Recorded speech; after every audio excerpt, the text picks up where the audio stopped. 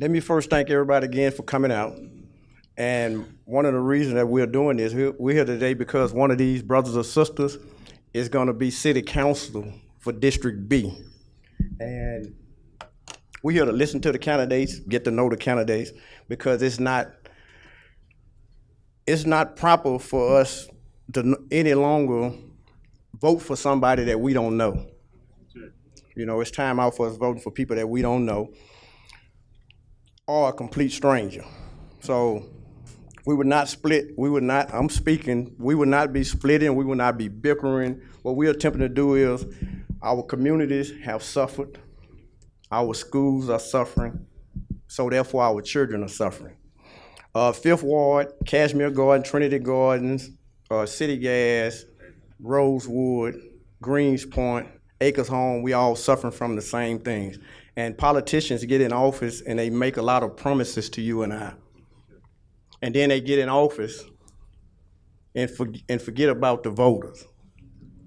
So what we're doing now is, we put this together so that you all can be sincere about doing what you're saying you're gonna do, because we're not gonna vote for, everybody's not gonna win. There's only one person up here that's gonna actually become city council for District B. And we wish you all luck. We will no longer vote for anyone who doesn't have our best interests at heart, meaning District B in these communities. We would be voting as one, so that means that you won't be splitting our votes. We'll be voting as one. Before we get started with questions, I want to introduce to you a few people that's instrumental with me in my businesses. First is my banker, Katrina from BB&T.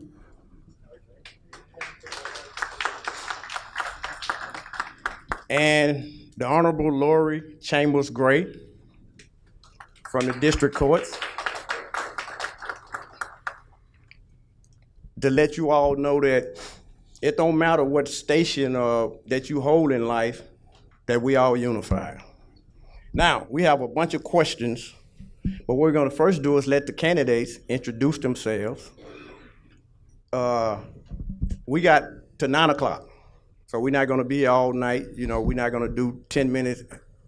You know, the only person gonna be talking long is me.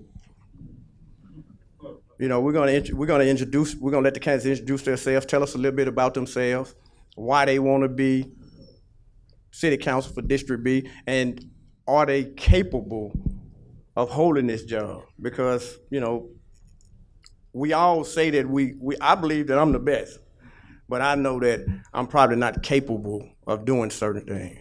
So we're gonna allow for these brothers and sisters to introduce themselves to you all. We're gonna start with the sisters because that's how we do. Tasha? Excuse me, I'm sorry, I failed to meet you. What is your name? Who are you? Oh, my name is Russell Williams. I'm sorry? Russell Williams? And you are coordinator of this? Yes, ma'am. Russell Hill. Yes. Thank you. Y'all can have the mic. All right, thank you, Mr. Hill. Good evening.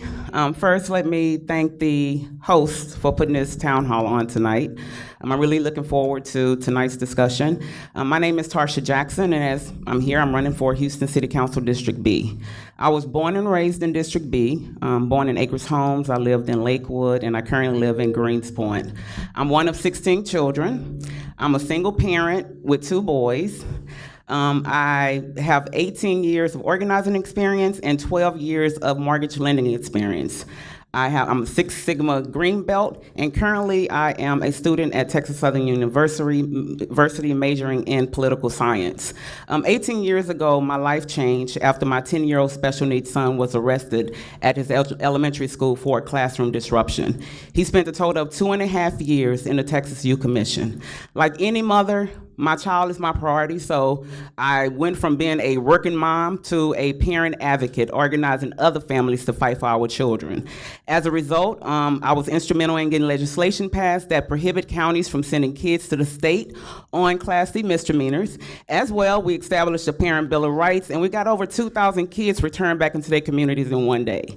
And so what that fight taught me is that when we come together in a unified voice, anything is possible. And so over the last 6 years, years, I've been working with Texas Organizing Project, and we fought on issues within our community that you all care about, from affordable housing, jobs, preventing bus routes from shutting down, environmental hazard sites, you name it, we worked on it. And I have not just been fighting issues, but we've been winning on issues, and that's exactly what I plan to do once I'm in office. I plan on winning on the issues that we care about. I've been instrumental in getting a lot of elected officials in office, and this, as you said, they commit to doing certain things once they get in office, and when they get in office, they forget about what they committed to do. Even if you draft the policy agenda and hand it to them, they still don't do what they committed to do. So I will be different. I will make sure that it's not about me, it's about us coming together collectively and changing our community, and that's what I'm committed to do. So support Tarsha Jackson for City Council District B. Thank you.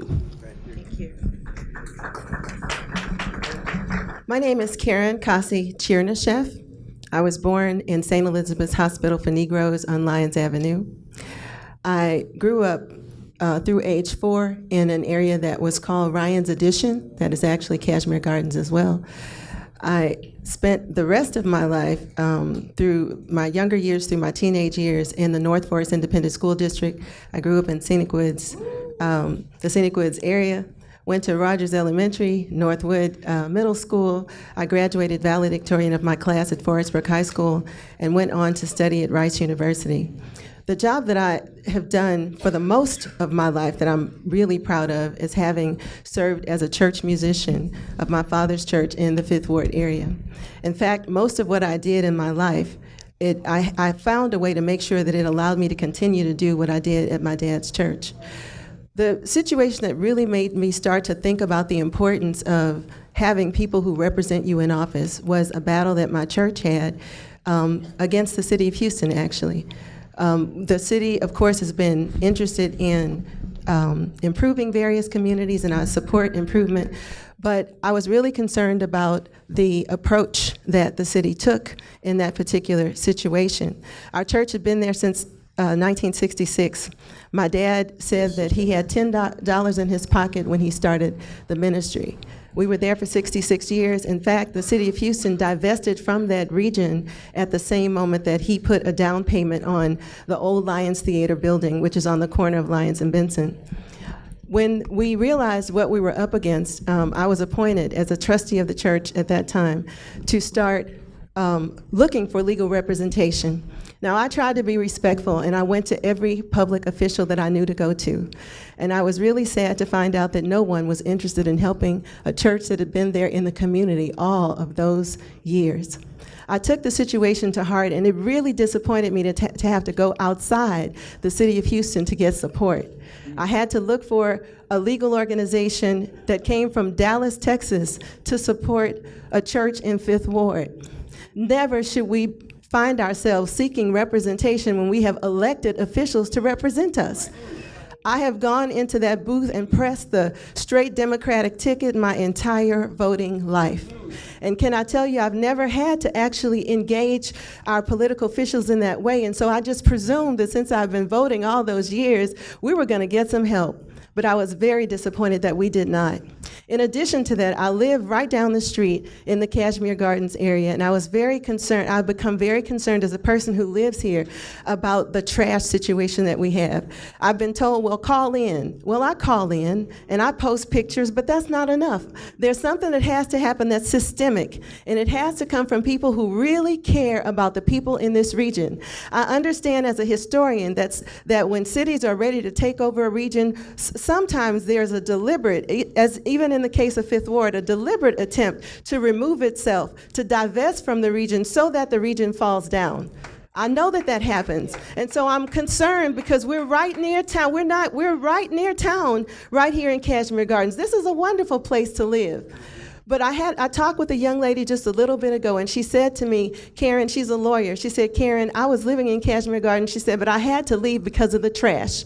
Now, the other thing I'm also concerned about is the education of our children. I have been teaching for 33 years. I have taught in public schools. I went back to how people tell you need to come back and help your community. I went back to Smiley High School, and I taught for 3 years. I taught them everything that I wish I had known before I went to Rice University. I went on to teach at Texas Southern University, where I've been teaching for 24 years. And I must say that as a TSU professor, I am glad to see the impact that Texas Southern has on this panel. Here we have representation from my institution right here. But I also want to say that I thank God for this opportunity to run.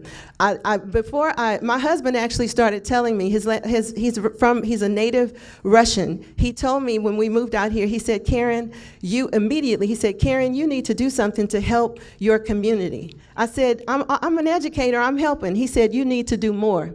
For 10 years, he told me this. I wanted to raise my son. I said, I have to wait until my son is a little older, because as mothers, we want to be able to be engaged in our children's lives. And so as my son is a little older now, I've decided this is the time.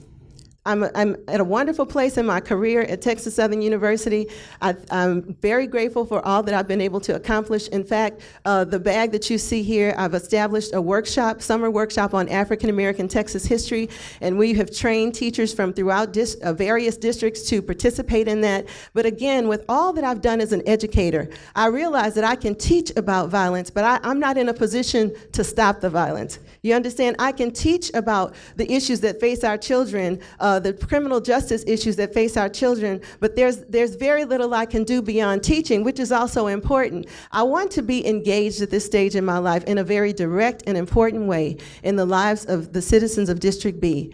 I have demonstrated throughout my life that I'm committed to the district. I was born here, I work here, and I live here. This is not someone asked me, do you just have a house in the district? No.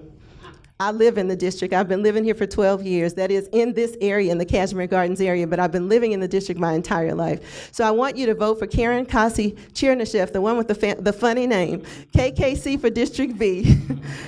Thank you very much. Good evening. I'm gonna stand. I think I feel more comfortable standing. My name is Renee Jefferson Smith, and I am running to be your next City Councilwoman for District B. First, let me thank the individuals that have put on this forum. Let me also congratulate those that have stepped up and made a decision to run for office.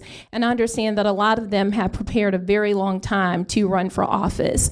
Unlike those individuals, I can't tell you that I dreamed about becoming a politician.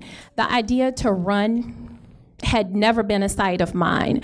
I'm a wife, I'm a mother, I'm a small business owner. I own a weight loss clinic in the Rice Village district, but I've lived in District B all of my life.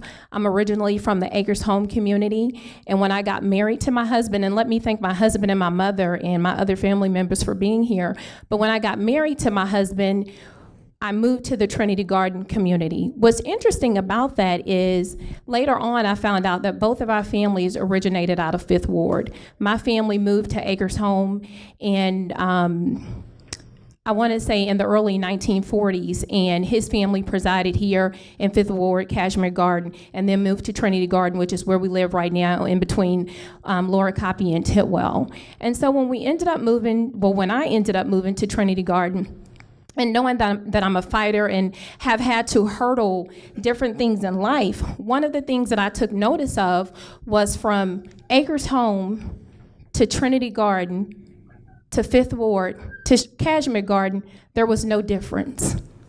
I grew up in Acres Home in Montgomery Terrace, right behind the police station. One of the things that I realized is that we're under-resourced, we're underserved, and we're underprivileged. We don't have the economic development that we need in our communities. As a business owner, we don't have the businesses that we need to thrive to preserve the tax dollars in our communities. Our schools are going down, the neighborhood preservation, gentrification. We have seniors that are in need. We need someone that's going to advocate for the seniors. So again, when I notice these issues, and here's the thing, like many of you, that have probably inherited property. My husband and I inherited our home. We're young. We are just like everybody out here. And we talked about the idea of moving maybe to Humble, moving maybe to another community. But I told Demetrius, I said, we're gonna stay right here because our legacy and our generations is what's important. Now, my husband is not as outspoken as I am and maybe not as engaged, but he supports me in my decisions.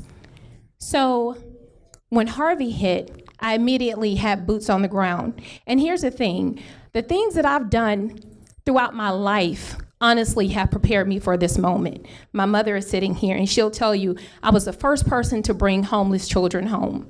My grandmother worked at Kincaid for 40, 50-something years, serving the homeless population, helping the senior citizens. So things that I have done or things that you may know, those are genuine. That's natural because there's a need for those things. And that's what I continue to plan to do as the next city council person. I think that it takes someone who has an intellect, the understanding, and the heart to be able to go out and build relationships. It takes time to mend those relationships together, to foster those relationships. We don't have everything that we need in our community, so we need someone who's gonna go out and bring those ideas back into our community. And so, you know, I think I said I have 3 children. I have, and a son that we adopted, actually, we have 4. One that's at UTSA in dental school. I have a daughter who's 19 years old at Tuskegee University. I have a son who's 14 who goes to school right here in 5th Ward. And then I have a 7-year-old. And I teach my children that. And so we have never had anyone to truly advocate for us. And I think I fall in the middle of that. I'm not necessarily a little bit over the hill. I'm just at the right age. And I think that we need someone that can translate and be able to communicate. And just like all of these individuals, I've had hurdles in my life. I'll share one of them with you. And I think this is probably the biggest one. I got married at 18 years old. I had triplets at 20 years old, naturally. I lost those triplets because everyone's gonna have a special story to tell, so I don't wanna miss out on my moment to share mine. I had triplets naturally. I delivered them. My pregnancy was 1 out of 100,000. I buried them 7 days later. And with all things in life, regardless to whether you've been prepared for them or not, God will prepare you for moments that He has set up for you in your life. And so this is that moment. And I would love your support. I would love for you to visit my website, which is Jefferson Smith for Houston. Become more engaged with me. Ask any questions that you have. Get to know me personally. And just stay tuned and get to know the candidates. Get to know who's gonna be your next representative, who's gonna support you, who's gonna fight for you, who's gonna help grow your community. This election is pivotal to our district. It's an open seat. And we have to elect the right person. And it's about who do you feel is capable of getting the job done, bringing the resources that's needed for us to be a thriving community, a community in which people want to move back into. I'm here, I've been here all of my life, but there's people that want to come back here. We need to have affordable homes. We need to have mixed income housing. We need to have beautification within our neighborhoods. Our seniors are on a fixed income. They don't need to worry about if leaks are falling from their roofs. We need programs that will help support our senior citizens. We need a business incubator that's going to teach vocational and technology. Not all children are going to a four-year university. That's my cue. Thank you.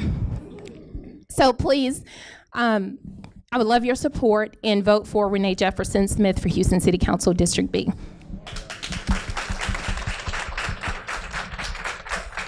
What's the time frame on the speakers, please? Is it just gonna be introductions and then we go into? Yeah, because they politicians, ain't they? They are.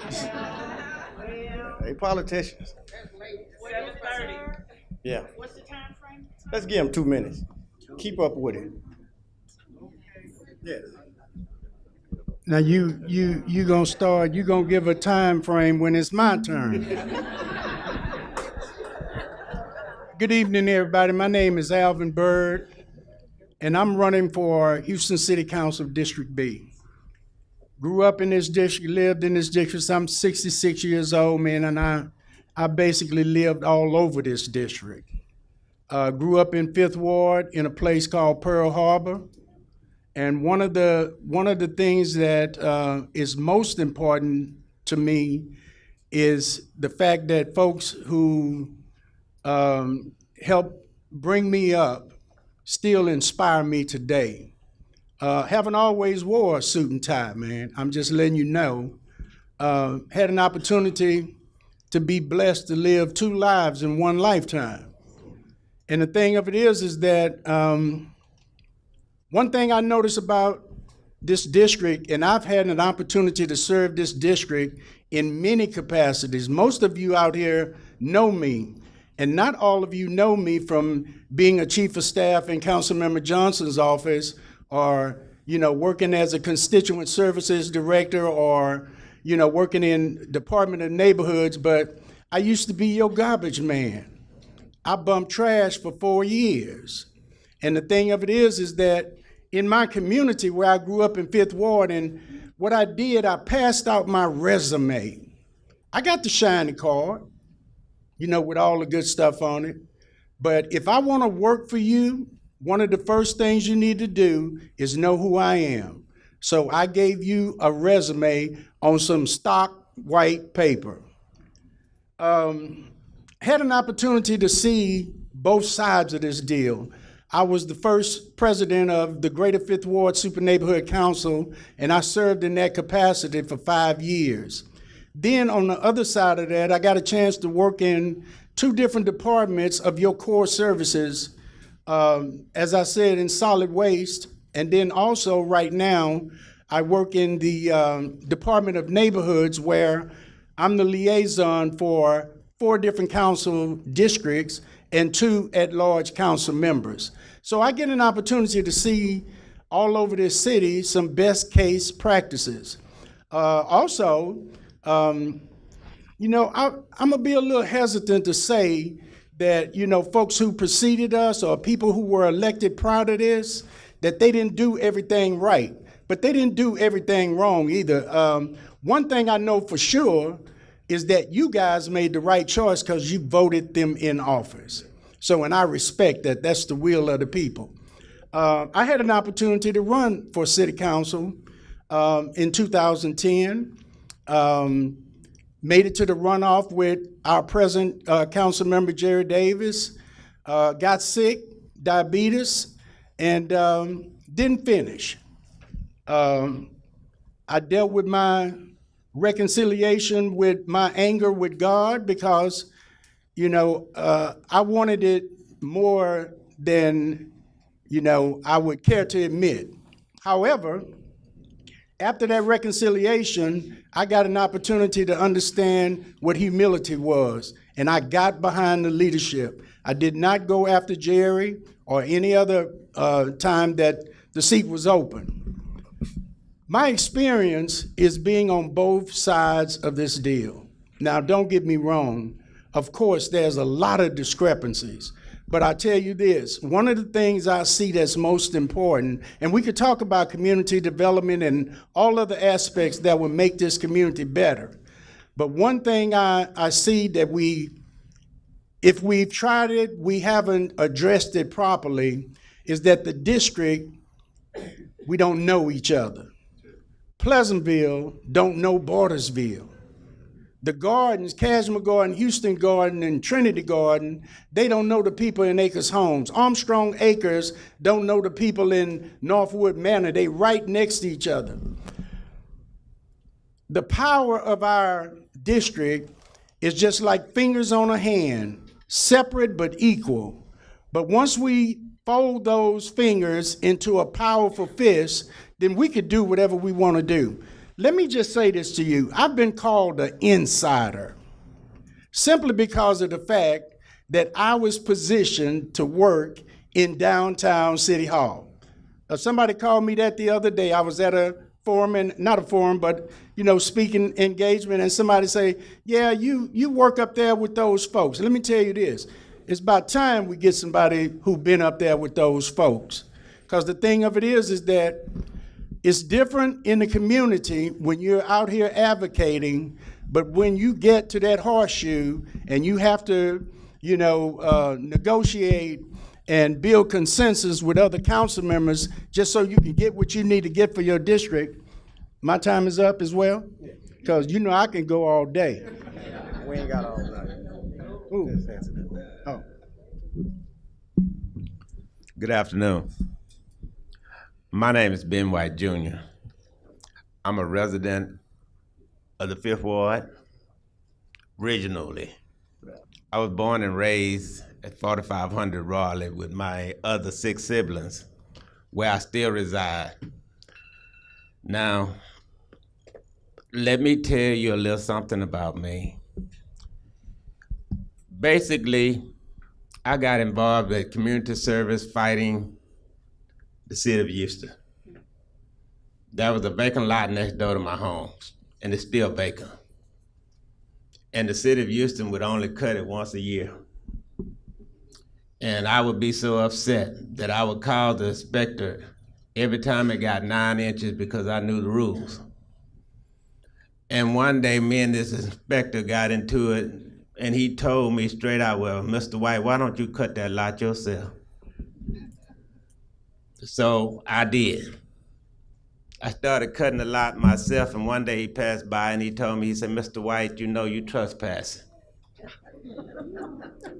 And I got so upset that I wrote a letter to, at that time, Mayor Bob Lanier.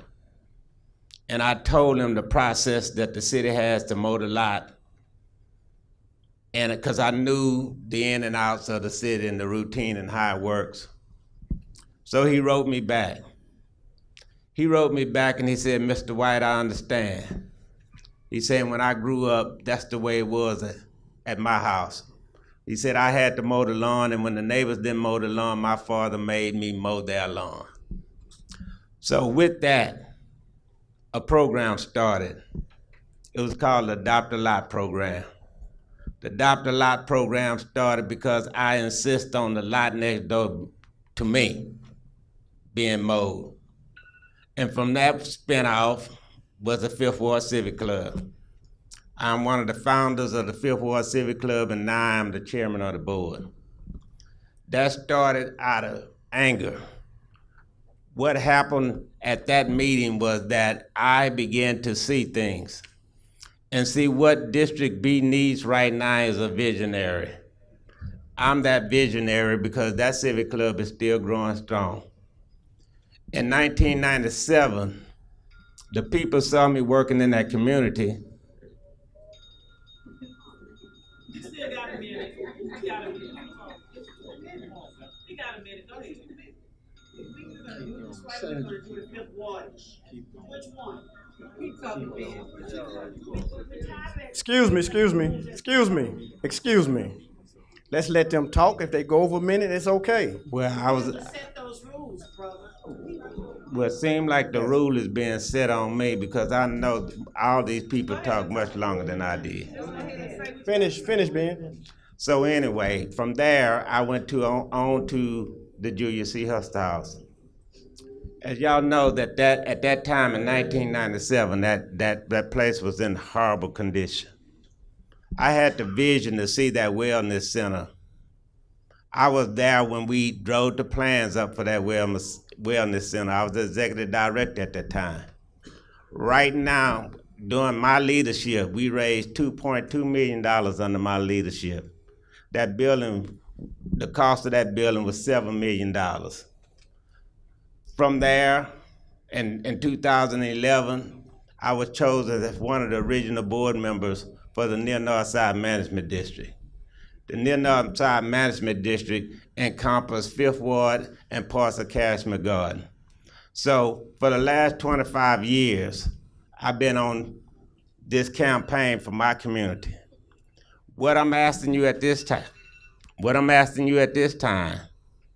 is to keep allowing me to work for the community, but let's expand me to work for the entire District B. In closing, I will say this. I'm not gonna make any promises for this job. The only thing that I'm gonna tell you is that I'm gonna work hard. I'm gonna work hard, I'm gonna listen to the people, and I won't be your voice when I go to City Hall. Thank you. Step it down that way. Step it down that way.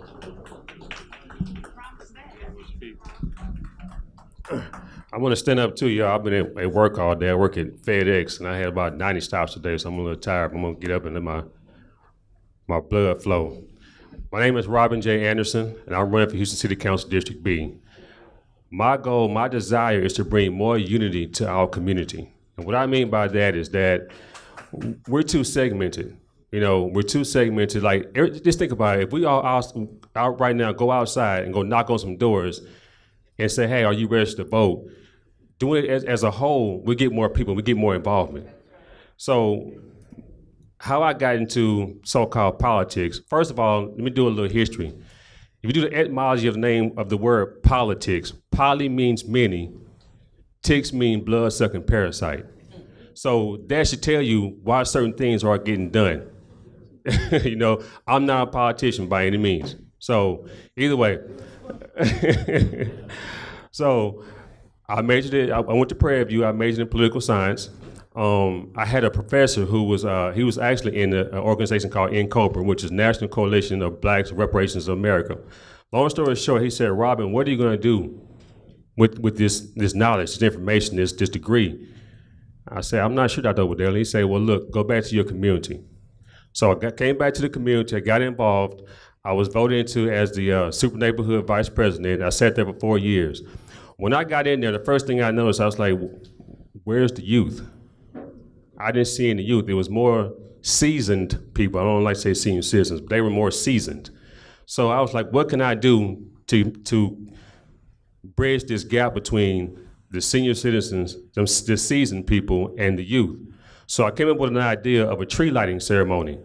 So that way, everybody comes in to get involved. So I went to the schools, I went to some local businesses, so what we do at the tree lighting, we give out toys to those less fortunate, we give out food, and then the schools can actually advocate and bring their programs out, the bands, the dance groups, things like that. And so my goal is to bring more advocacy to the city as well. We gotta go back to the roots of what this thing is. Most of these problems start in our homes. But you gotta figure it out, how can we bring that family nucleus back together? You know what I mean? But either way, I know we're pressed for time. My name is Robin J. Anderson, Houston City Council District B. Thank you.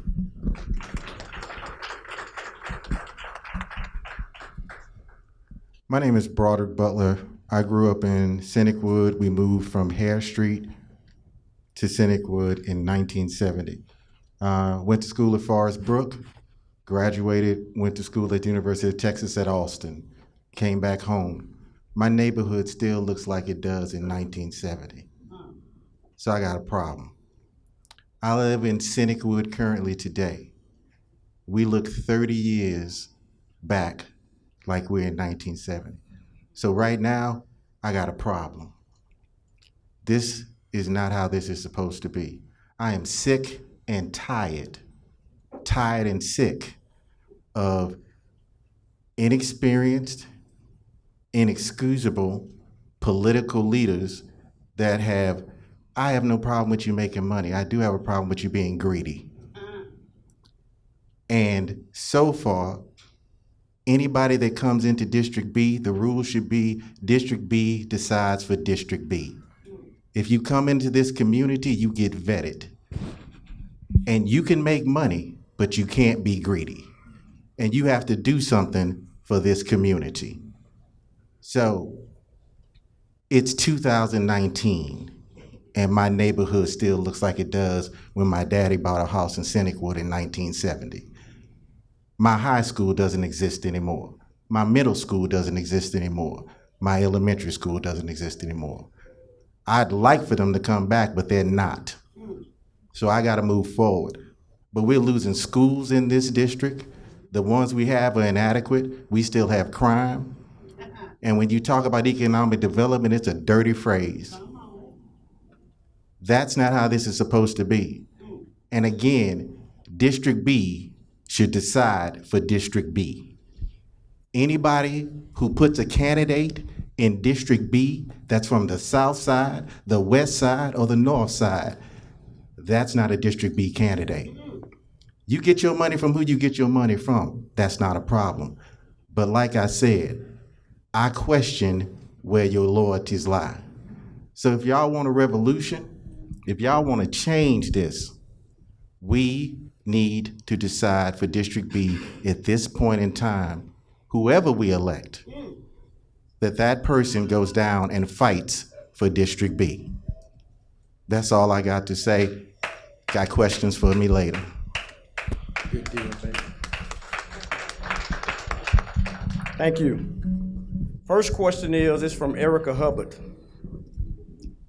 What we want the candidates to do is to be, we don't want the politically correct answer, because y'all not politicians yet. That's right. You know, and we don't want the lies, because y'all not politicians yet. We want honesty.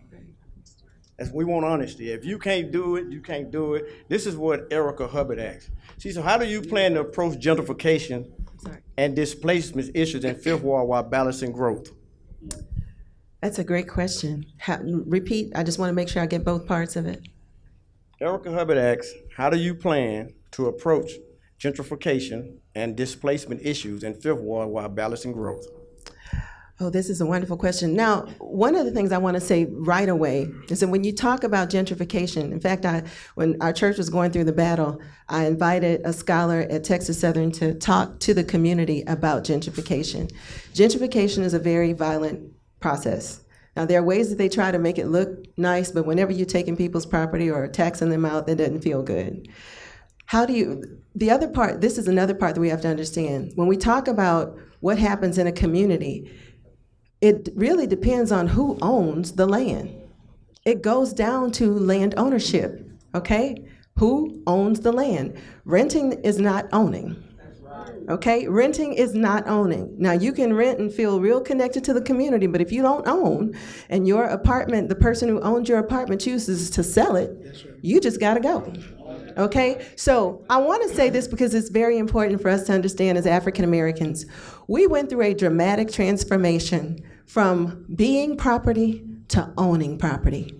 That's a huge change, from being property to owning property. Learning how to own is a very important process. This gentleman mentioned the issue of the fact that he was living, I believe, in the place where his parents live. I see this happening in this area all the time. There are instances where family members own property, but they don't really pass it down as they should. They don't leave wills. And so the property, the taxes start to accumulate, and guess what? It ends up on the auction block downtown. When I was helping my father purchase property for around the church area, it was really interesting to me. The people who were there buying the property did not look like us. So when we talk about what we see on the surface, we also have to talk about who owns the land. We have to face it. If you don't own it, you don't control it. So if you own the property, just imagine, I come to you and I say, well, I've been here for 50 years and I want you to respect my culture and I want you to respect my ideas. I'm looking at you like, okay, do I really have to? Am I forced to? If you don't own it, you don't get to say what happens to it. That's just the bottom line. Thank you. Thank you. Well, so let me repeat this question. Okay. I'm asking questions, and we're not looking for a sermon. We want answers to the questions, because these are questions that brothers and sisters have presented to us. Right. If you don't have an answer to the question, then we ask that you pass the mic. Right. Answer the questions. I'm gonna ask this question again. Erica Hubbard says, how do you plan to approach gentrification and displacement issues in Fifth Ward while balancing growth? Now, this is a simple question because we know what they're doing in Fifth Ward. Right. You know, and you said that you're running for District B. Fifth Ward is in District B. Okay, so we want to know what you plan on doing. Okay, so I'm gonna use an example of after Hurricane Ike hit. Of course, developers, the first round of tax dollars, developers, all the money went to the developers, not single-family homeowners. And so the community came together and they fought and they won an additional $200 million in disaster recovery round $2. A lot of these dollars went to developers in tax credits, right? And so basically the community, we tried to negotiate with some of these developers. And I'm gonna use the developer Frank Liu, who actually owns a lot of property in this area. Frank Liu, he have that MDI site, and he was gonna put 400 market rate houses on the MDI site. And you know what market rate is? $300,000, $400,000 houses, right?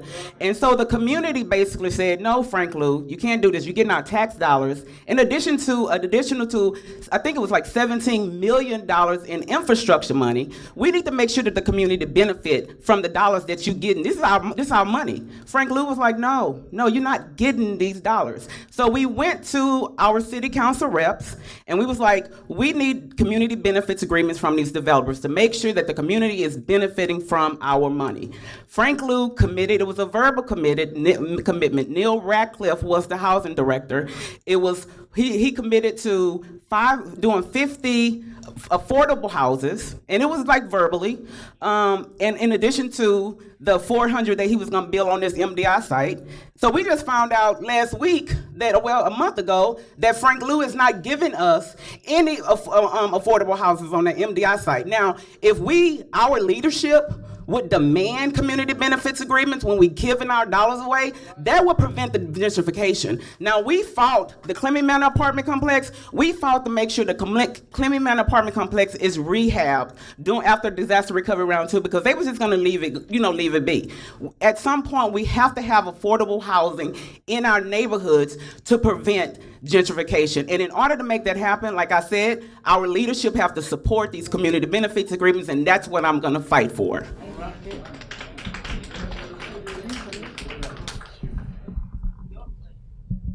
Can you repeat the question one more time, please?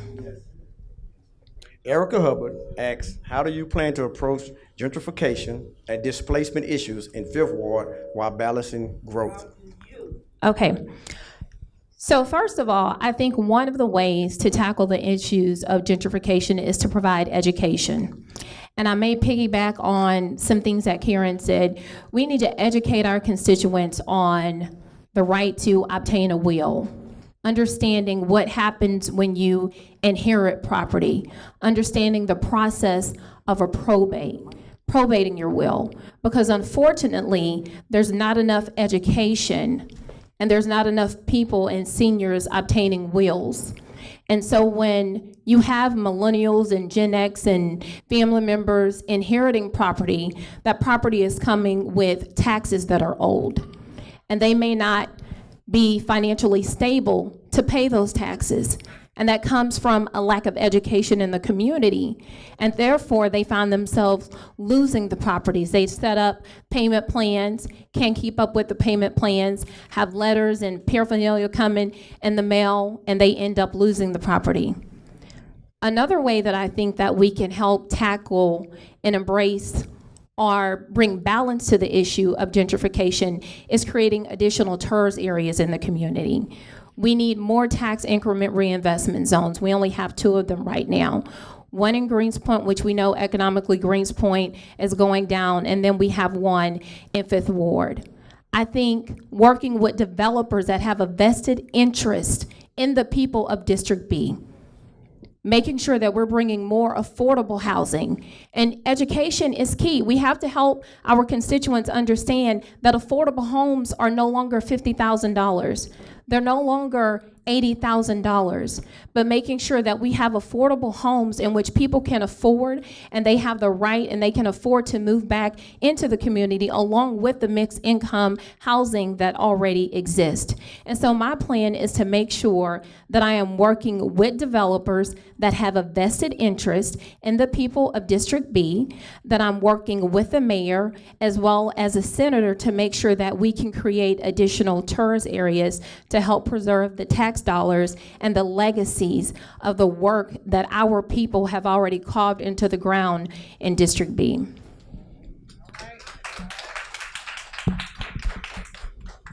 Sister, what's your name, KK? Yeah, you can KKC. Yeah, Sister KK. She hit it right on the head. There's some facts that a lot of us don't want to face. And once we get to the reality, then we can start to talk about real solutions. If there was a wildfire, and we've seen them all, these fire disasters on television, and these firefighters, the way to contain the fires, they set other fires. There's a revolution going on in Acres Homes. When the last time y'all been to Acres Homes? Acres Home, well, you know what I'm talking about, Sister Sandra. Acres Homes is fighting the fire with the fire. When we start talking about gentrification, some folks want to confuse that with renovation or revitalization. Let's just face it. Here's the bottom line. Power concedes to nothing without demand. You don't come to the meetings when Tasha and Top or whoever the group is come in and say, we need you to come collectively so we could stop this bulldozer, so we could stop this, the bottom. I grew up over there, and I'm telling you, at one point, that's the place nobody wants to live. Matter of fact, they don't even call it the bottom no more. It's called East Bio Place.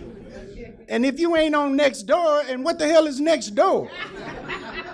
All I'm saying is this: these problems that exist from gentrification to illegal dumping, we got to step up, people. We got to step up, people. Don't be waiting on folks to come, do what you can be doing. That's right. You know, we want our elected officials to, show up and take pictures at the banquet, but it's a little bit more than that. It's a little bit more than that. Oh, so how am I going to do it? I'm going to ask you. I'm going to ask you to help me do it. I'm gonna have to talk fast because it starts, I only have 1 minute, 59 seconds. But gentrification starts with us stop being stupid. Yes, simple as that. The bottom line is the home that I lived in, my mother paid for it. And she passed it down to me. So it's my responsibility to keep it. The land once belonged to us. Fifth Ward once belongs to us. And we gave it away. The people came and paid little or nothing for that money because they went down to the tax auction and got that property for $2,000-$3,000. So the bottom line is when people ask me about gentrification in Fifth Ward, I tell them, look at yourself. The bottom line is you owned it and you gave it away. So the bottom line is I kept mine.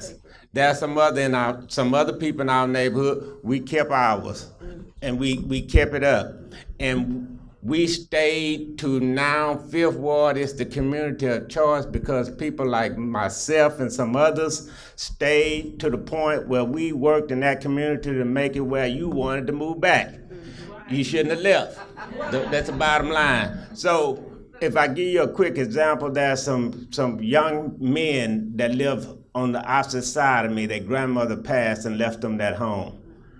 They came over to ask me about a contractor because they wanted the contractor to do some work on the home. And the first thing I told them is before you pay a contractor, you need to pay a lawyer. You need to pay a lawyer to get your grandmother's home probated and put in you guys' home so that y'all can finish paying for it because she did not leave it paid for. It is my job to educate those people that's in my community that has property to tell them about the wheels and things like that and paying the taxes because most of them take an easier, softer way because grandma was tax exempt. So they don't go down there and tear Harris County so they won't have to pay taxes. And by the time when the county feel like that the grandma can't be 200 years old, you owe all those taxes and they can't pay it. So we need to educate our community on what to do when we inherit property. Thank you. My answer is going to be short and sweet.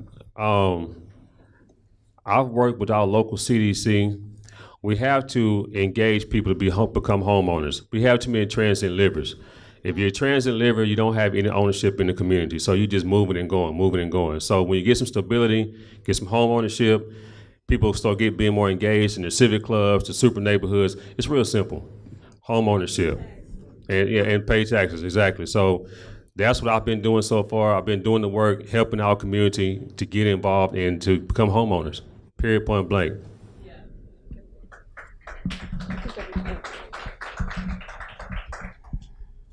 All right, I've already answered this before. You vet the people that come into your community. You hold them accountable. If developers come in, you ask them, you will make money, but you can't be greedy. You have to figure out for every dollar you spend, what are you going to do? Sir, we're just going to put up an office park. Then you also have to put a park next to that office park. Sir, we're going to put a strip mall in. You have to donate into the land trust fund if you're going to do that. But that's not our business. Then you won't be doing business in District B if you can't do that. Secondly, y'all need to be realistic and pragmatic. Individuals were in here in District B in 1920 that didn't look like us. Then we came, and other folk are coming. There's a young lady in the back. She is the future. Her daughter is the future. So you're gonna have to make space for people. But one of the things I learned, Pleasantville, y'all in the back, we had that conversation. Fifth Ward, gonna have that conversation. For the people that are there, y'all gotta stop fighting. If they're new, tell them to respect the traditions. If they're old, work with them and tell them build a project that we approve. But y'all ain't gotta like each other. Y'all ain't gotta love each other. But when it's Fifth Ward, you stand up together. When it's Pleasantville, you stand up together. After that, be realistic. There are plots in some of your neighborhoods that are 1.2 acres. Beautiful. These people want it. So you have to understand and come up with a strategy to be realistic. Educate some people, but everybody wants to make the new generation better. So everybody moved out to the suburbs. Everybody's in these wonderful mega churches outside the city limits. You did right by your family. Sadly, your family has progressed on. They're not looking back. Educate them to understand that they're not making any more land. It's valuable. But it's very hard to get somebody who's driving a car, got a household income $100,000, living outside the city, to go back to the old neighborhood. Why? Because that's where that wealth that started, that got you where you are, is. People, as Malcolm X said, are gonna stop giving you their children's jobs. They're gonna come back for their land. So you have to come up with a strategy to welcome everybody, to be realistic and pragmatic. But again, I already answered this question.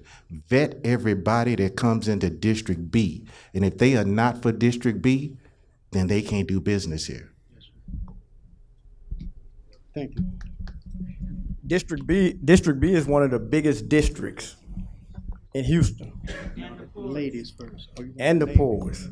Renee. Are you all just looking for a job? Or are you all for the community? And this question was asked because the people that I speak to says that everybody is liars. You know, I mean, and they vote, and I encourage people to vote. You know, vote. Hey, you register to vote, and they say for what? And they say that you all say that your votes count, and it do count. But once we vote for an individual, then that individual turns his back on the community, gets in office for his own political gains. What do you say that can convince us that you are not that person that's gonna get in office and find out that politics ain't what you thought it was, because you're not a politician right now? And when you stand up and take that oath, are you gonna turn your back on this community? Because one guy says that everybody has. And me, myself, I'm from 4902 Lee Street. I'm from Fifth Ward. And where I stayed at don't even exist anymore. The only house that exists on Lee Street where I used to stay at is Keith's house. So they are wondering, are you gonna get in City Hall and turn your back on this community? Is that the next question? That's the question. Okay, so I'll take this question first. As I stated, and some of you may have just come in or didn't hear my introductory speech, I have 4 children, and 2 of them are off in college, and I have 2 that are at home. I grew up in this community. I grew up in this district. I've lived in this district all of my life. I'm 100% committed to this district. I'm a small business owner. I have no infrastructure in place to get into City Hall that's gonna benefit me. I have no relationships down there that are gonna benefit me. When I go and help individuals in the district, I'm not being paid to do it. And I say that in no shade or disrespect on anybody, but there are some people up here that work for the city and they work for organizations and their job automatically pays them to do what they do. There's a couple of people here in the audience that know, and you guys may have seen this on the news. We had a 70-year-old lady out in the Bordersville community that was facing eviction due to some issues going on with her home.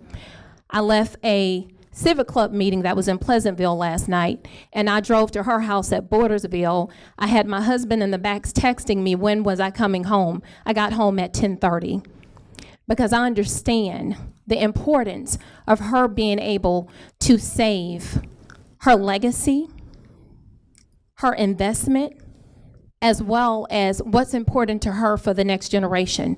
So the point is, I don't receive a check to do anything. When I get out of my bed, I get out of my bed and I help the people in District B because I'm committed to that. Not just District B, but people throughout the city of Houston. There are people that are in need. I'm a resident here. You may see me in flip-flops and shorts one day at Family Dollar to go get a loaf of bread or eggs on Hirsch Road in Tidwell, because those are the options that I have. We keeping it real, right? Those are the options that I have. I'm sorry, I want. Well, you know what? I actually grew up in Rushwood.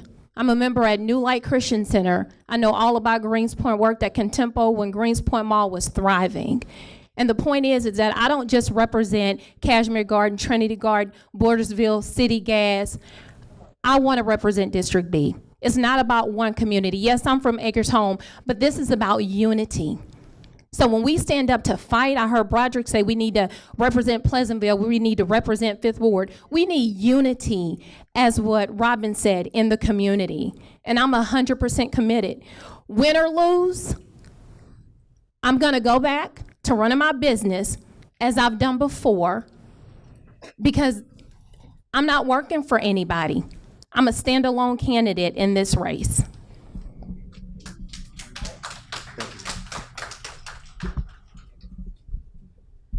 Okay, so as I said earlier, I started before organizing. I worked at General Electric and Wells Fargo. I was in the real estate industry, or actually mortgage lending. And when my son became involved with the juvenile justice system, I quit my job to fight for change within Texas's juvenile justice system. So I had to go become self-employed. I got my loan officer license, and I did a loan here and there to pay my bills. And so when the market crashed, of course, you know what happened. I mean, about 10% of the United States was unemployed, and it was difficult to bounce back. And so it took about a good 5 or 6 years before I was able to find a job to pay me, and I thank God that there was an organization, a nonprofit organization, Texas Organizing Project, that offered me a job so that I can continue fighting for my community. So today I am self-employed again so that I can run for office, and even if I don't win, I will continue to fight for my community. And so I'm here, dedicated, have been dedicated, and yeah, I will continue to fight and work with my community. Thank you. I am employed by the state of Texas. I teach at Texas Southern University.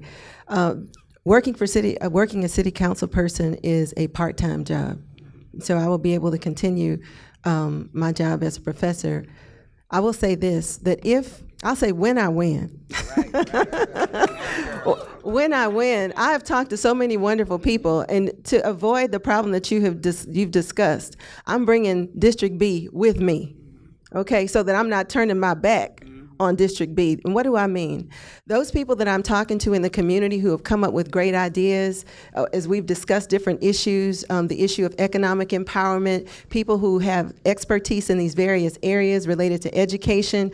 I want to make sure that those people are working with me and helping me as I work as city council person. So it's not an issue of my turning my back on the community. The community is going to go in to city council with me. And I invite any of these candidates who happen not to win to join me as I continue to work for the community and make sure that what I do is representing the community.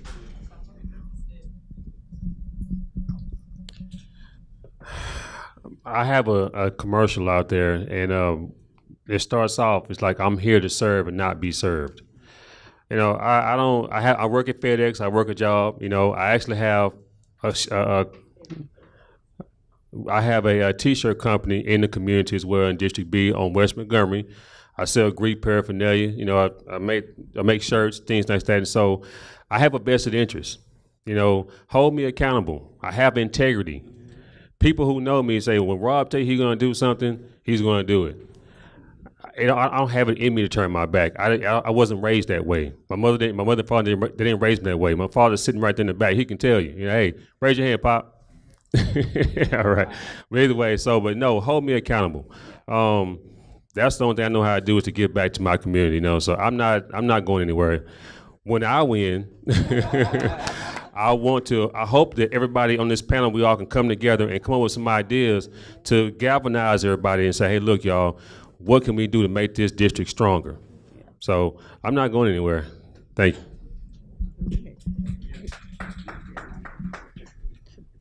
Well, repeat the question. The money. Repeat. The money. We already turned around. The question is about the money. Repeat We're the. looking to sell out Will you repeat the question, and Mr. take Hill? money under the table. That's what we're talking about. So come on, it's 8 o'clock. The question is, Ben, is once you, No, hold up, it's 8 o'clock. We got a lot more to go. You can't answer if you talking. No, I'm not. oh, come on now, Ronnie, come here for a minute, Ronnie. Don't talk. Don't Yeah. I want to introduce y'all to a good friend of mine.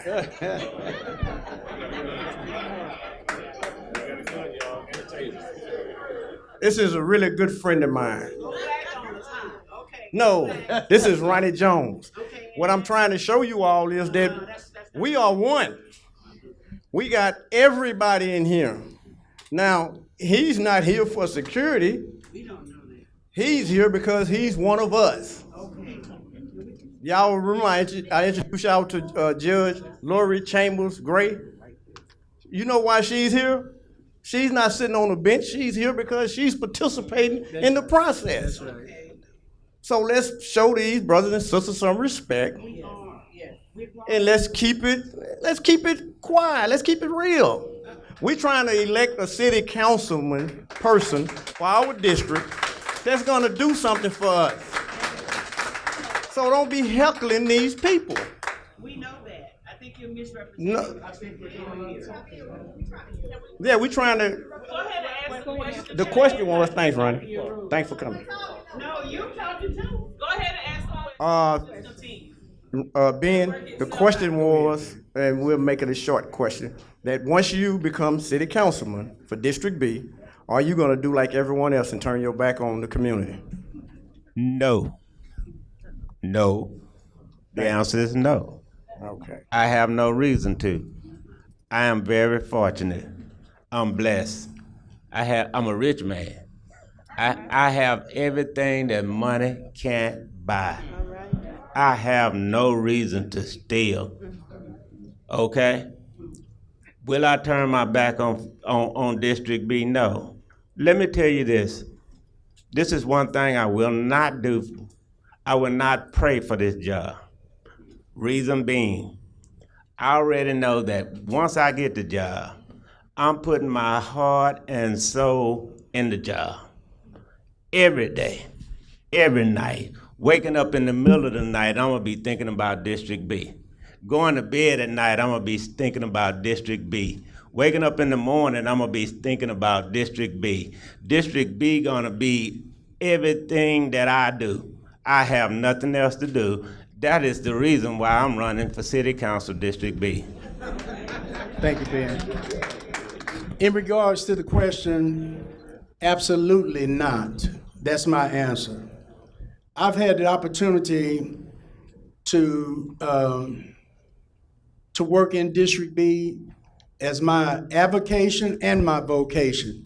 I make no apologies for the position God has put me in to get an opportunity to work in places where I used to walk around up there and wonder if this is gonna be the day that they find out that I ain't supposed to be up there. Now, let me say this to you. Leadership is through service. That's why I'm glad. Matter of fact, I'm ecstatic that I brought my resume for you so you could see the service that I've done in this district before I got a job. Before I got a job at City Hall. And here's the deal. See, you want to think about the glitz and glamour of it. Y'all don't talk about when Bird was working on that garbage truck spraying that disinfectant on my hand every day. I served this district in many capacities. And listen, here's one deal. Does that mean that I'm a sellout? Or does that mean that I've been blessed? I got favor. For a guy like me to be in the position I'm in, you better ask somebody how, man, here. I thank Mr. Byrd. So the answer to your question and the one that you put up, my answer is no, but it's real simple. Ruby J. Butler. That's my mama. All of us up here understand the rule. Never embarrass your family. But you look down the long list, I've already answered the question. You can make money in District B, you can't be greedy. For every dollar you make, you gotta do something for District B. And ma'am, I'm sorry to let you know, with no disrespect, they don't care about Greenspoint. So you gotta make them care about Greenspoint. Okay? That's the truth. But you gotta make them care. Because the district is comprised of a lot of different neighborhoods and a lot of different places. But when that flood hit, everybody turns to me. Did you see what they did to them people? I go, yeah, I saw what they did to them. You know, it ain't about what you tell me, it's about what you show me. You can show me better than you can tell me. So real quick, you don't embarrass your family name. I got a 76-year-old mama. If I can't explain it to her, I don't know what I'm talking about. So real quickly, in regards to this money thing, again, you can't get bought because it ain't gonna work like that. It just can't work like that. Because all the people we've had in the past, they've been greedy. And y'all know it, and we know it. And it's gotta stop, because today is a new day. It's gotta stop. I'm sick and tired. Why you think I'm standing up here? Why you think the rest of us should be standing up here? But truth gonna come to light. Stuff happens. You can't turn your back on the community if you, and here's the last thing about this. For all of these people that want this job, and I hope they agree with me, this is like stepping off a cliff on faith. If you do this job right, you gotta go back and change 30 years of neglect going forward. You gotta bring in new people. You gotta have the people that are there comfortable.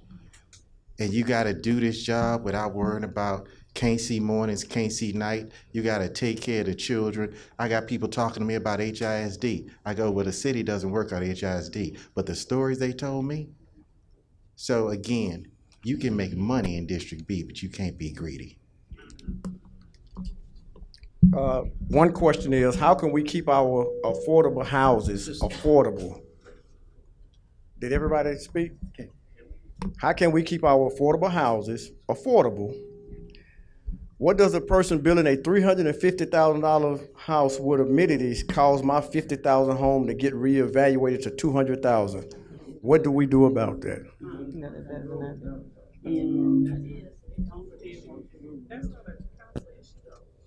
Yeah.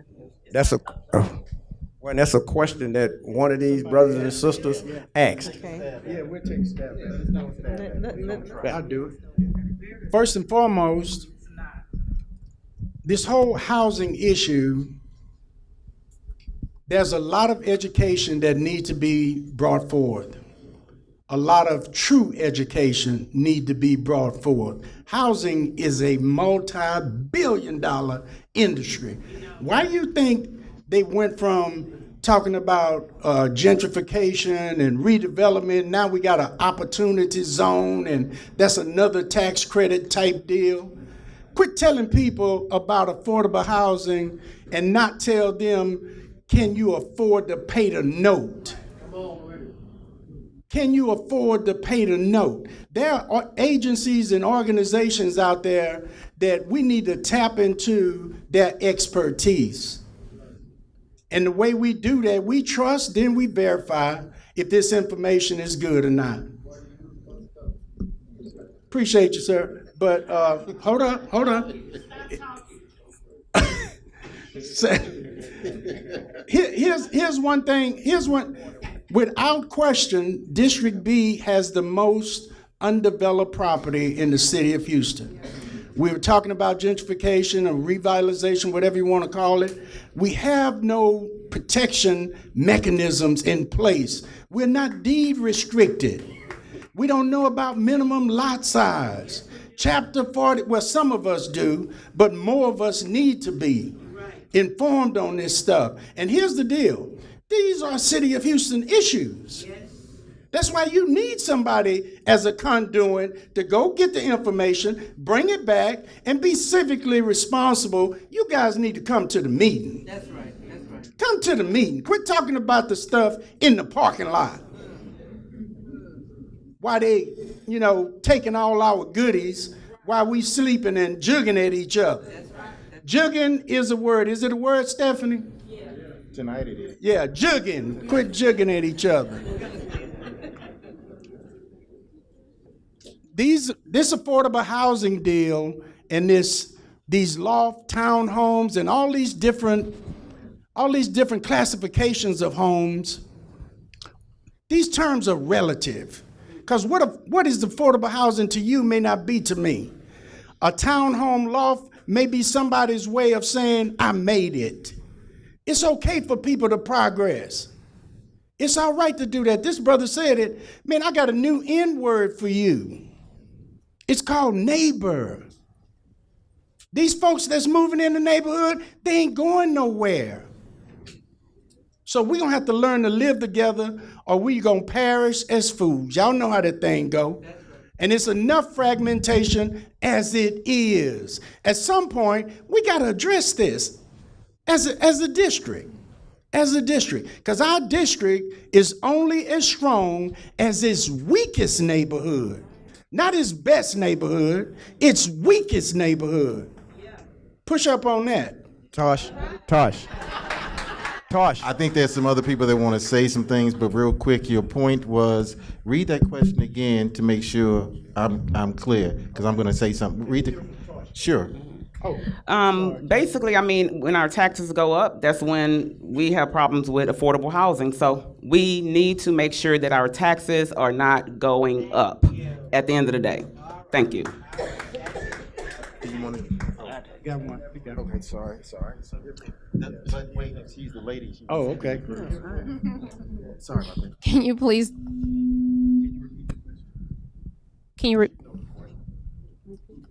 But for me, How can you call affordable houses affordable? Why does a person building a $350,000 with a minute cost my $50,000 home to get reevaluated to $200,000? Let me answer the second question first.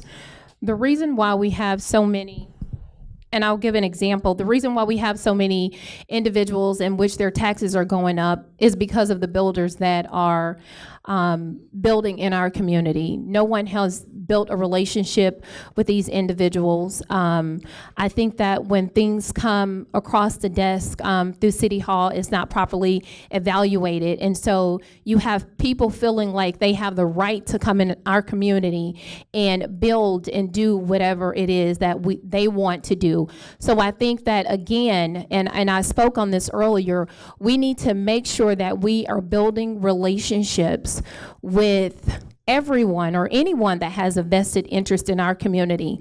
One thing that I will say that I did mention earlier is that, and I think someone said this, and you guys know it, everyone that looks like us is not for us.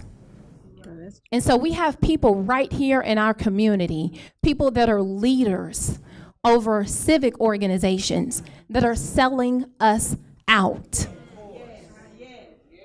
And I can't do this job alone.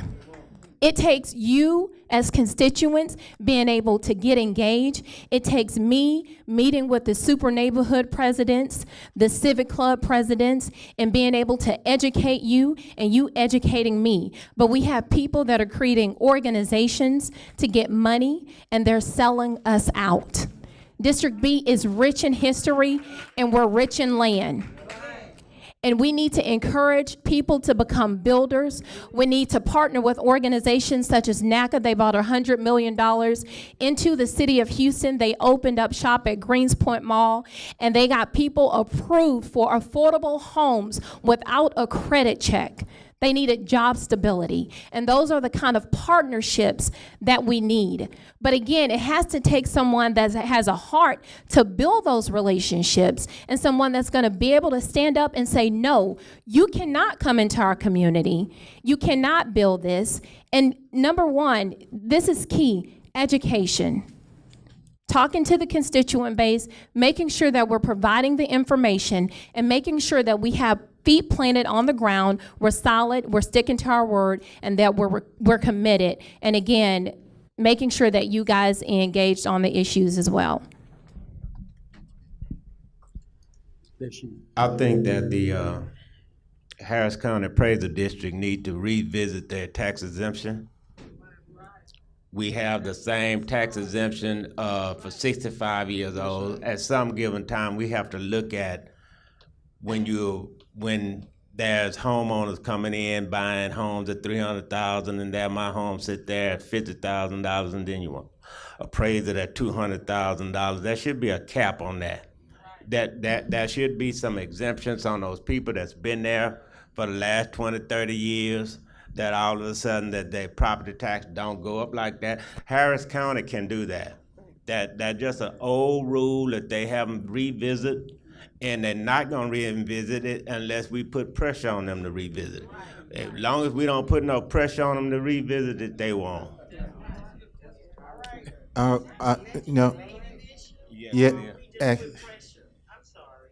can answer that. I can answer that.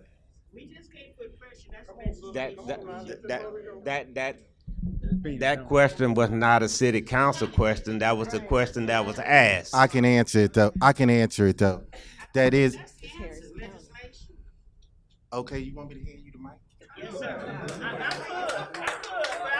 I could, but I'm gonna defer to y'all, because y'all know what y'all do. Answer, brother. Answer, and stop pinpointing. This don't work like that, man. This don't work like that. You're gonna get worse out there when you get on the trail, brother. You're gonna get worse. Get on the campaign trail, you're gonna get it worse. So be ready. Come on, brother, answer. Well, we on the trail, yes. Come on, trail, man. Come on. I'll say something. Come on, sir. Answer. It's a state question. Yes, sir. The state legislature, that's the issue. They decide, they pass it down to the counties. But you gotta also understand, everybody uses the word property tax. Y'all talking about Harris County.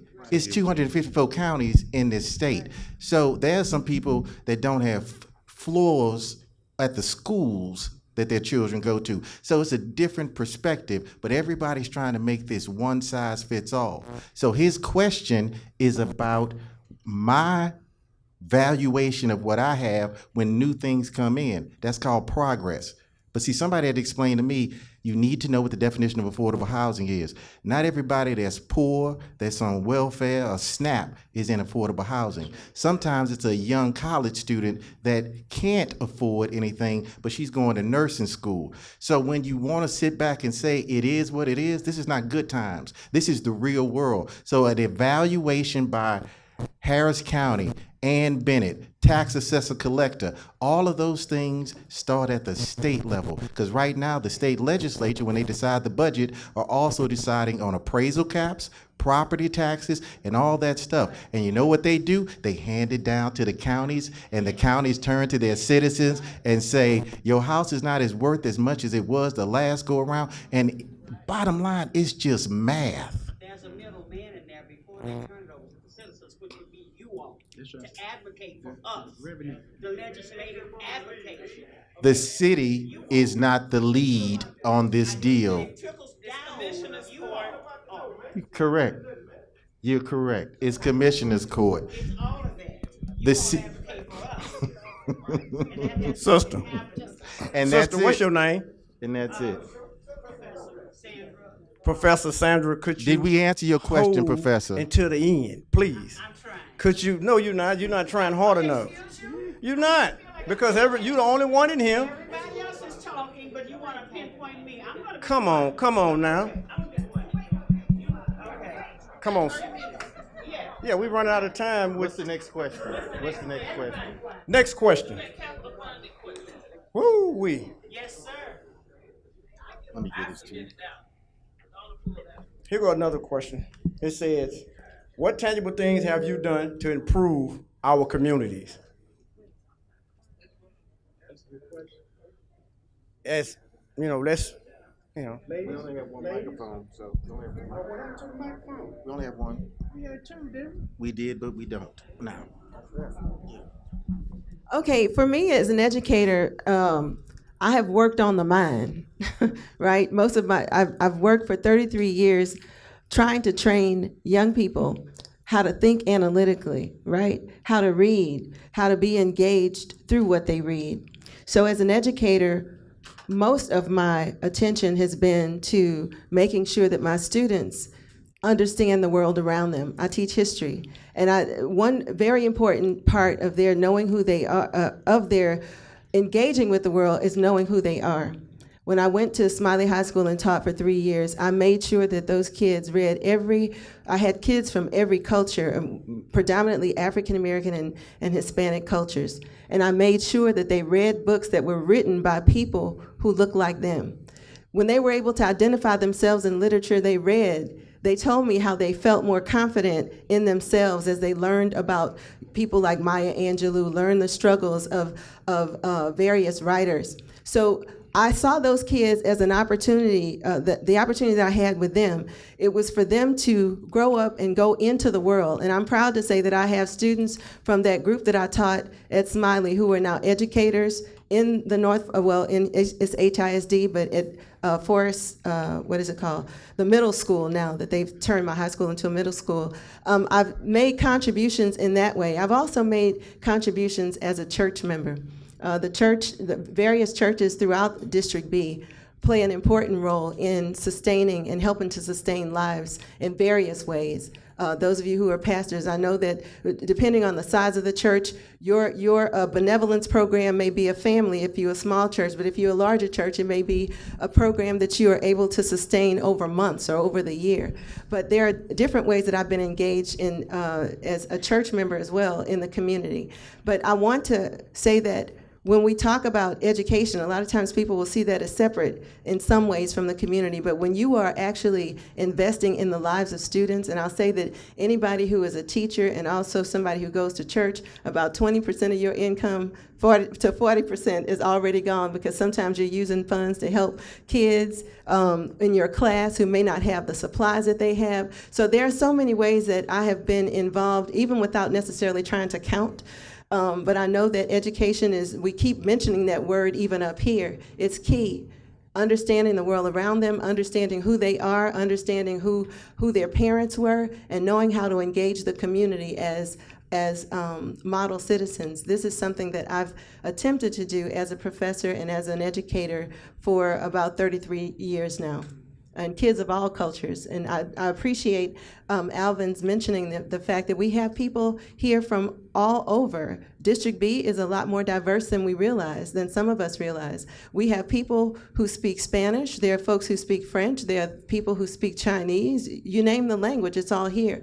So when we talk about making contributions to the community, we have to see the community as a broad and multicultural community, and that's something that I know I've done throughout my life as an educator. Next. Tasha. Oh, y'all can have a mic.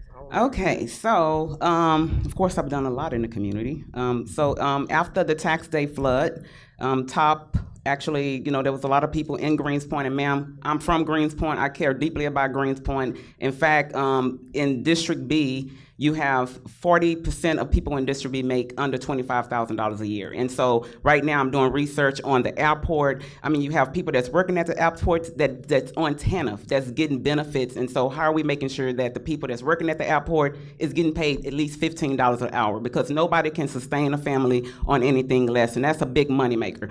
But we were able to keep people in their homes after the tax day flood. You had Steve Moore, which is an apartment owner, which it turns out to be a great guy who owns a lot of apartments on Greens Road, and he basically was, gonna evict people because they could not afford to pay their rent because they were flooded. They were displaced, their cars was destroyed. So we organized and basically, came to an agreement to where he gave the people, the residents, an extension on their rent.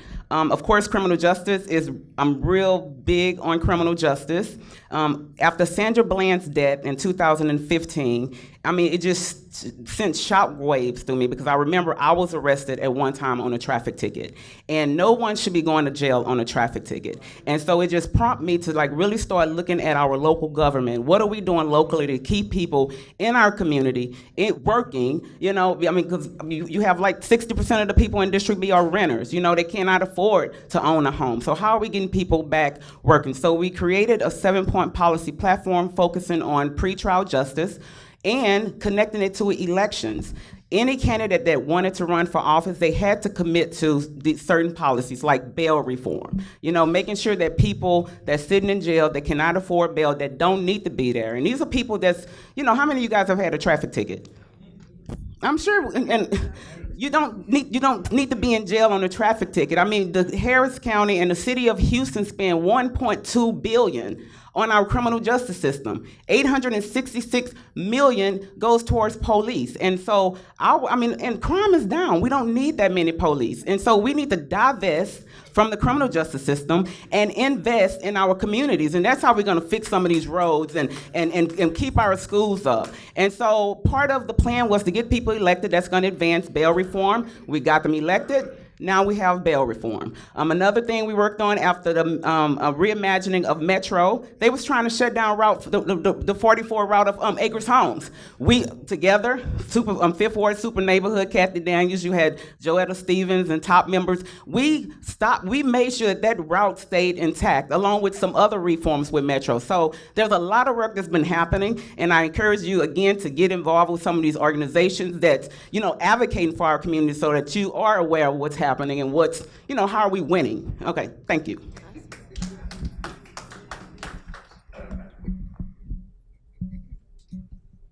So things that I've personally done in my district. Number one, I've stayed in my district. I did not move.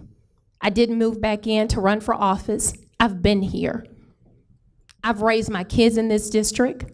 My children attended school within the Aldine ISD, and they attend school within HISD. I'm a board member with the College of Healthcare Professions. I created a pilot program that would allow children to engage in the healthcare industry, an 8-week pilot program, because as I stated earlier, we know that all children are not going to college. So what type of partnerships and avenues are we creating for our children for trade and vocational opportunities so that they're not going into the streets or going and doing things that are going to land them into the criminal justice system. Sorry, I just got a little thrown off a little bit. Again, when I wake up in the morning and I'm advocating for people, I'm not paid to do that. I'll share a little story with you. My husband and I were going down Hirsch Road, and I told you earlier, I grew up in Acres Home, moved over here when I got married. He wanted to show me where Mickey Leland was buried. We started going through the cemetery, which you guys know as Golden Gate. I refer to it as Oak Park. Started going through the cemetery. The first thing I noticed was the weeds. And then we got to the back and it was all clean. I had a problem with that. I couldn't really get excited about seeing Mickey Leland just because of who I am. There's a young lady sitting on the front row. I called Tanya DeBose, and I know Tanya was sick and tired of me calling her. I'm like, we have got to do something about this. Now, I don't particularly like cemeteries, but on this day, I got out. Walked around the cemetery, noticed Rosalie Easter was buried there. Nat Q. Henderson was buried there. E.O. Smith is buried there. We have a Black Panther who's buried there. Carl Barnes is buried there. And that's a problem for me because we have legacy and history right in the cemetery that is in our community. So I organized a cemetery cleanup, and I did it on the weekend of Juneteenth. Now, when I did this, and some of you guys may not know, our cemeteries are no longer owned by us. So when you think that you're burying your people at Paradise and they have people look like us that are at the front desk, it's not owned by us. It's owned by a company called SCI. A lot of the funeral homes are owned by a corporation called SCI. You can look it up. Call SCI, went down and spoke to the people at Paradise. And a week and a couple of days before this cleanup, they went to go mow the property. And they didn't do it all. But then when they saw that I was going to stay on them, they asked, how can I help? How can we help? We got Keep Houston Beautiful involved. And so for the third year this year, we will have that cemetery cleanup. I'll give another story, a quick story, that involves senior citizens. We have seniors in our communities that are in need. I have a lot of experience in the foreclosure industry. We have a lot of seniors that are being targeted for reverse mortgages. What are we going to do to help protect our seniors that are losing their properties?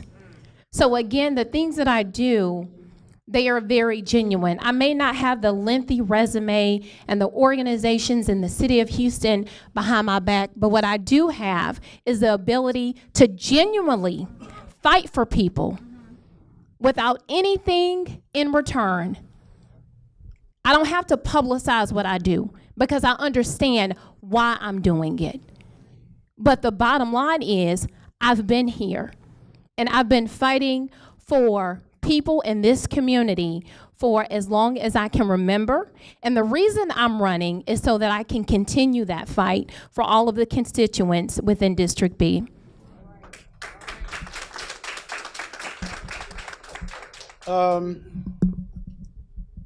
There are a lot of things that I've been a part of that have helped our district move forward. There are a couple of things I'm most proud of to be a part of, and that was not the repavement, but the reconstruction of Lyons Avenue. Had not been touched in 42 years.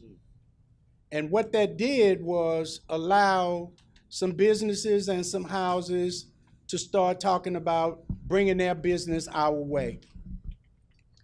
Also, there's a benefit to being on the inside, if you want to call it the inside. That while I was working for City Council Member Jarvis Johnson in District B, we had an opportunity. I see Fifth Ward Art and Coffee in the back. They'll appreciate this, that folks in this room don't know that Wheatley was not in District B. Wheatley used to be in District H. through the process of redistricting, we drew the lines to put Wheatley back in District B. On the west side, Candlelight Trails, Candlelight Oaks, when we had those issues, when the Katrina flood hit, and that was one of those areas that we just couldn't get the property owners to comply with city ordinances at the time. We drew them out. They wanted to be out. They wanted to go back to District A. We allowed them to go, not allowed, but you know, there's a negotiation when you're doing redistricting. Now, here's a double-edged sword. Public safety is not always about law enforcement. Over in Wood Glen, on the northeast side of town, there's that subdivision back there used to have only one way in and one way out. Anybody from that area over here? No Wood Glen? So we opened a street because there was a gas leak one day and the folks that were in couldn't get out, and the folks that were wanting to see their loved ones couldn't get in.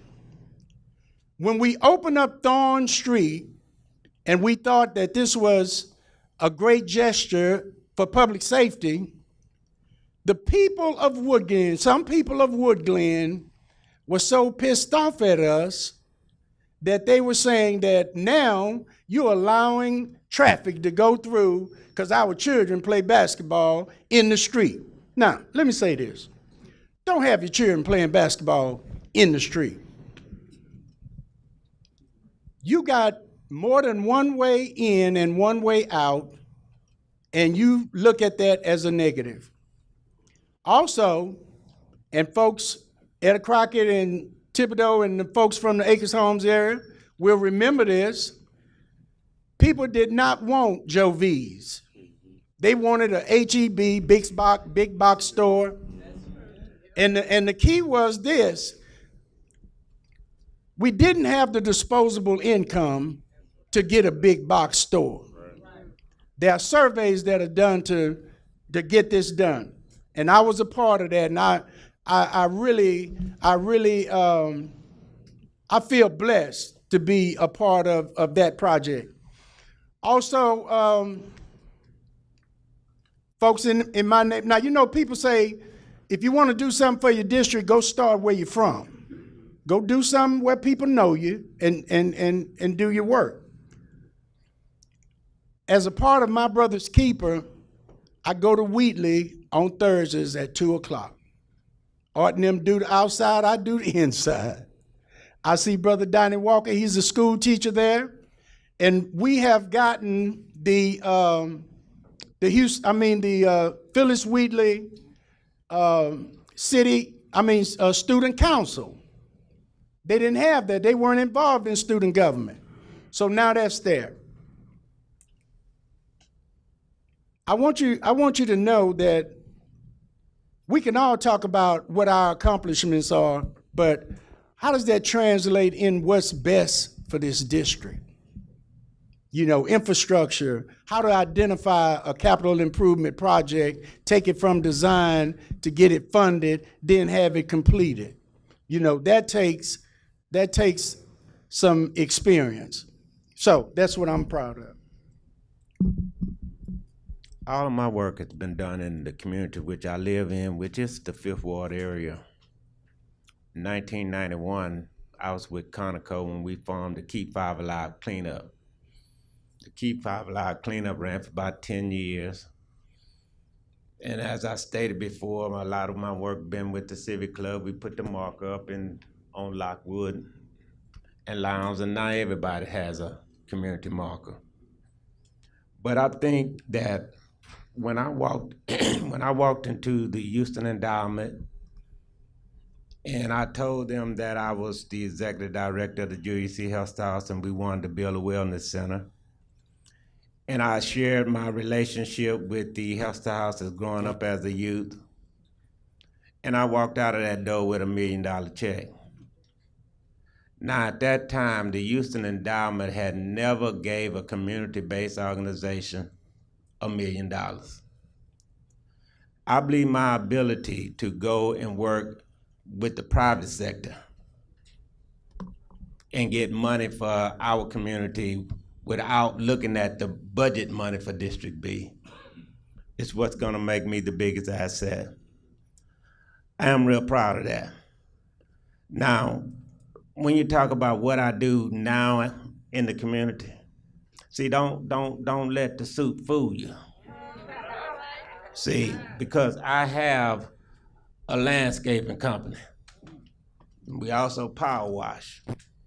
And I hire youth, young men in our community. Now, some of these young men can't get a conventional job. But when they get on Mr. Ben's truck, there's some rules and regulations. You can't come with your pants hanging down. And when you talk to the customers, it's yes, ma'am, and no, sir. And you got to do quality work. You got to be able to take pride in the work that you do. Because I tell them you have to lead that home as if it was your own. And I pay them $10.50 an hour. Now that might not sound like much, but when you got 3 or 4 guys you paying $10.50 an hour, it adds up. So I have been an asset to my community for a long time. And all I'm asking you to do is elevate me. Go to my website, www.benwhite4districtb.com, and then see what I'm about. And allow me to be your voice. I'm a good listener. Let me listen to you. Let you tell me what you want, not I tell you what I'm gonna do. You tell me what you want, and I go to City Hall and I tell them what you want. Thank you. Well, I won't be as long as my colleagues here. I'm not really good on embellishing. You know, that's just not who I am. I let my work speak for itself. You can go on www.robinjanderson.com and you can see that what I do, I invest into the youth because that's where the future is. You know, I volunteered at my son's school in a program called Watchdogs, and the DOG is an acronym for Dads of Good Students. So I sit in there and I watch some of these kids from Garden City homes, Garden City apartments they're bad, y'all. I'm gonna lie to you, they bad. But they need somebody who actually cares, because sometimes they might not get it at home. They might need an extra hug or, hey, good job, or whatever it is, things like that. And so with volunteering, that's when I came up with the idea to say, hey, you know what? We have to build some community pride. So I came up with a thing called the Acres Home Tree Lighting Ceremony. Like I said before, it's something we have to, that can continue on. I pray to God that it's gonna continue on. It's gonna, even after I pass on, because we have to have something that people look forward to bring us together. So like I said, I won't be long. www.robinjanderson.com. Look on there and see what I've done. And also, there's like a little $5 donation button on there too. Thank you.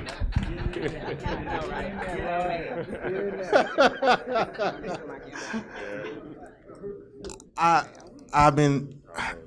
am awestruck to be up here. These are some great individuals. Awestruck. I don't have the words. Did y'all hear some of the stuff they've done? And Now, the answer to my question, I've done nothing for this community. That's the truth. I've lived in Austin for the last 20 years working on legislation for people in various parts of this state.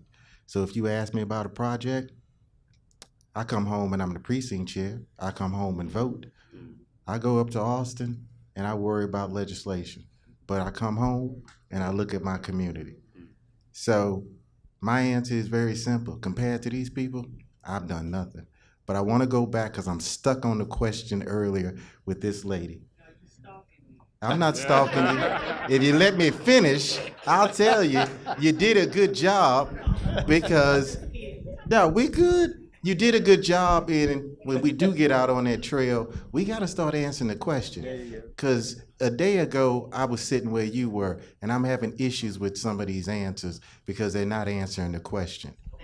So Out of respect for this question, I stand in awe. I've done nothing compared to what they've done. On the previous questions, I'm gonna go home too, trying to figure out what they were talking about.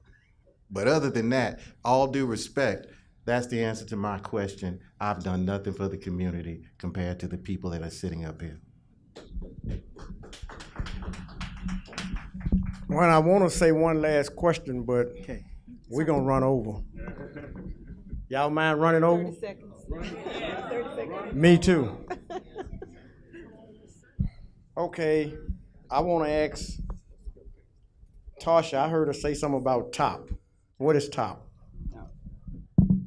So TOP is Texas Organizing Project. It's a membership organization that organizes Black, brown communities to fight for policies within their neighborhoods. And so a lot of the members are members that live in the neighborhoods, and they create agendas, and we just organize each other and, fight for change. Mm-hmm. Okay. One last question. Are you all, any one of you all, and just be honest, here not for us, but for somebody else, for another community? I don't know all the communities in District B. I'm gonna try to name them all. Fifth Ward, Trinity Garden, Cashmere Garden, Rosewood, City Gas, Pleasantville, Greenspoint, Acres Home, small part of Woodlands. Are you all here running for District B so that you can continue to do to us No, what others have been doing to us no. in the past? Now, this is a 2-second question. The answer is just yes or no. No. Or, because, when you look at City Hall and when you look at the governors, everybody that you and I have voted for, I haven't benefited from my vote. Right. I haven't benefited from, I'm a business owner too, and I got 4 businesses. And I haven't benefited from my vote. I've talked to most of you all. I've talked to Sylvester Turner. What are we voting for? Do we even need a city council person to do nothing? Because nothing is being done. So is your interest really District B, or is your interest something else, or someone else, or another group? Yes, ma'am. Yes. And I heard you say it's a 2-second question. I may take a little bit longer than 2 seconds, but not longer than 2 minutes. Okay. Is that okay with you guys? Or do you want me to answer yes or no? Okay. So no, I'm not here benefiting anybody else. I'm here to benefit the constituents of District B. Ladies. I am District B. I am for District B. I am District B, and I'm here to just make sure our democracy works, that the community have a voice, they have a say, and they know what's going on in our government.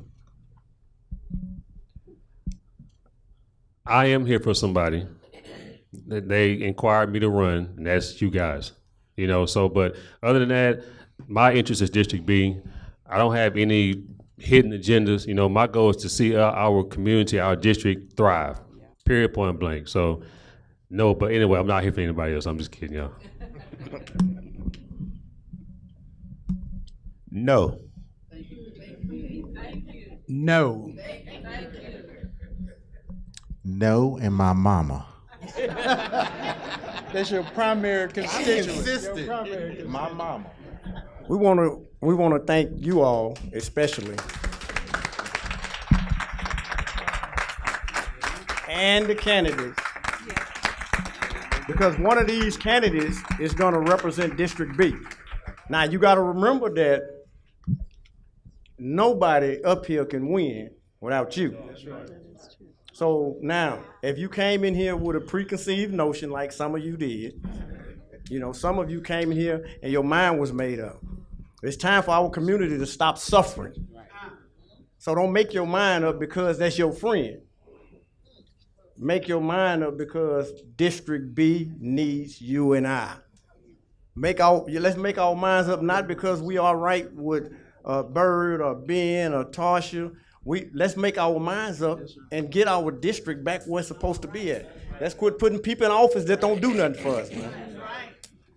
You know, and y'all better be thinking about this because one of these gonna be city councils. And it's a strong possibility that one of them gonna turn their back on us. But they got 4 years to turn their back, and we're gonna come back. And we're gonna make sure that person never sees another nothing. We gotta start voting. We gotta stop letting these brothers and sisters split our vote. Me and you gotta vote one. We can't be voting for one and one. We gotta vote one. Because District B is big and it belongs to us. You know, and we here because what? We're from District B. And so let's stick together. And I'm gonna call the pastor up and he's gonna close us out. Let's give him a hand. Come on, let's thank Brother L for putting this on tonight and his group. Amen. If you don't mind, let's all stand. God, reveal your choice to us. Do not let the oil flow in the wrong direction. Bring us together, unite us in spirit and in community, that we may make of this place a better world. We ask it now, guide us and keep us until we come together again. Amen.